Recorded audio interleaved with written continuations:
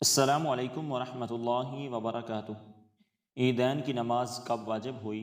حضرت انس رضی اللہ تعالیٰ عنہ سے روایت ہے، فرماتے ہیں کہ حضور نبی اکرم صلی اللہ علیہ وسلم جب مکہ مکرمہ سے ہجرت کر کے مدینہ منورہ تشریف لائے تو اہل مدینہ دو تہوار منایا کرتے تھے اور ان میں کھیل تماشے کرتے تھے۔ رسول اللہ صلی اللہ علیہ وسلم نے ان سے پوچھا کہ یہ دو دن جو تم مناتے ہو اس کی کیا حقیقت ہے؟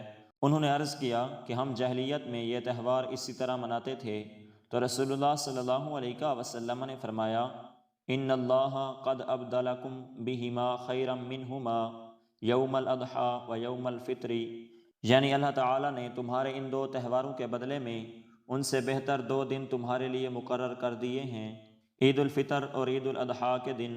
اسی طرح دین اسلام میں عید الفطر اور عید الاضحیٰ کی ابتدا ہوئی۔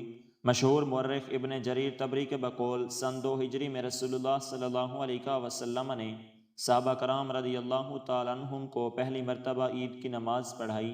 حضور نبی اکرم صلی اللہ علیہ وسلم 9 ذی الحجہ سن 2 ہجری کو غزوۃ السویق سے واپس تشریف لائے اور اگلے دن 10 ذی الحجہ کو 2 رکعت نماز عید ادا فرمائی اور 2 مینڈھے قربان کیے اور مسلمانوں کو قربانی کا حکم دیا۔ مسلمانوں کی یہ پہلی عید تھی اور حج کی فرضیت سن 9 ہجری میں حج کی فرضیت نازل ہوئی۔ اس سے پہلے آپ صلی اللہ علیہ وسلم نے حضرت ابوبکر صدیق رضی اللہ تعالیٰ عنہ کو امیر حج بنا کر روانہ کیا اور سن 10 ہجری میں آپ صلی اللہ علیہ وسلم نے خود حج ادا فرمایا۔